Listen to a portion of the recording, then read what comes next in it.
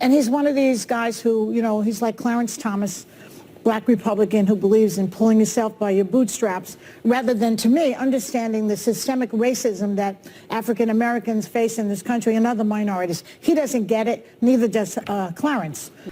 It really disgusts me when I think about how much harm has been done to the black community by white leftists like Joy Behar, indoctrinating young black people into thinking you're a victim, this is a horrible racist country, you're not going to have good things, you can't be successful. All these lies that they indoctrinate them with, giving them an excuse to failure, making them think that everything that bad that happens in life somehow has to do with their skin color. And never mind all the successful black people, never mind black millionaires, black billionaires, never mind that we had a black president for 2 terms. Never mind all of that. No, this is a horrible country, and it's completely systemic racist, and you'll never amount to anything. Think about how much harm that has caused. Because for the black people that are successful, and there's a whole lot of them out there, for the black people that are successful, would they be successful if they believed that crap? And how many more black people would have been successful, but they bought into that victimhood mentality, and so they didn't bother to strive and achieve and make something of their lives. It's just a crime. And it's not only these white leftists, it's the black people who, when they open their mouth, the words of white leftists come out. Like, you see what the NAACP has become. They don't represent black people anymore. They represent white leftists.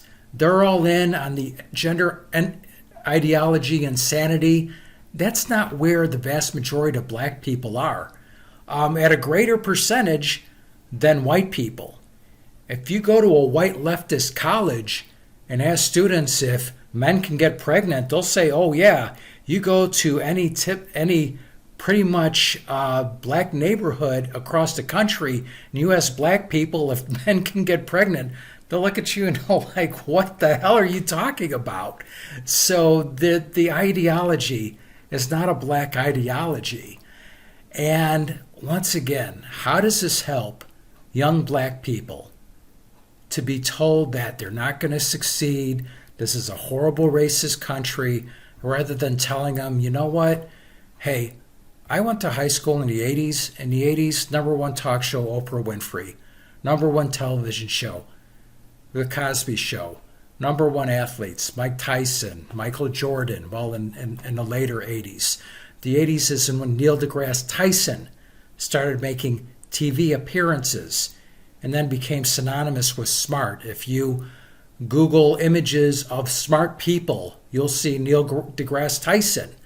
If you Google images of power couples, you'll see images of Beyonce and Jay-Z. So all this crap, rather than talking about the success, rather than talking about Barack Obama, rather than talking about, once again, black millionaires, black billionaires, talking about all this success, they just want to preach this victimhood. And how does that help young black people? Of course it doesn't help them. It harms them. It hurts them. It's disgusting. And Joy Behar, she's 80 years old. She lived during the time of segregation. I'm in my 50s. Segregation ended before I was born. I'm in my 50s. I grew up in Chicago. I went to a public high school. Nobody gave a crap that I was white. You were either a jock, a brain, or a nobody. Nobody gave a crap that I was white. Nobody gave a crap that anybody was black, Asian, or whatever. We didn't care. And we didn't have this hyper focus of race. It's a shame that we were making progress against this separation by race where we weren't even thinking about it. And now today's society is consumed about it. Consumed because the elites wanted people fighting about race rather than noticing the great income inequalities. And that hides the truth where it's not about race. It's about the people who own 60% of the country and the people that own nothing. The few that own 60%. The huge wealth inequality we have in this country, which of course is a cross race. Doesn't matter. Poverty, white, black, doesn't matter. You're in poverty. So that's what this is about. And it's a shame that this campaign's been so successful. And that's where we are in a society. Joy Behar is an enemy of black people. Her and all white leftists like her.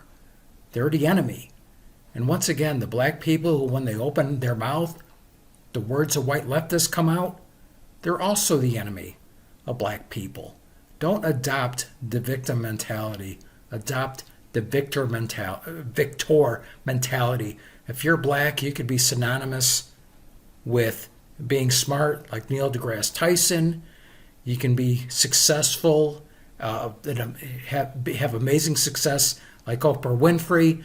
You can be president of the United States. Don't let this crap hold you back. Don't let these people hold you back. And that's all I got to say about that. Thanks for watching. Until next time. Cisco, do we have to leave all our good friends now? Only until next time, Pancho. Adios, amigos.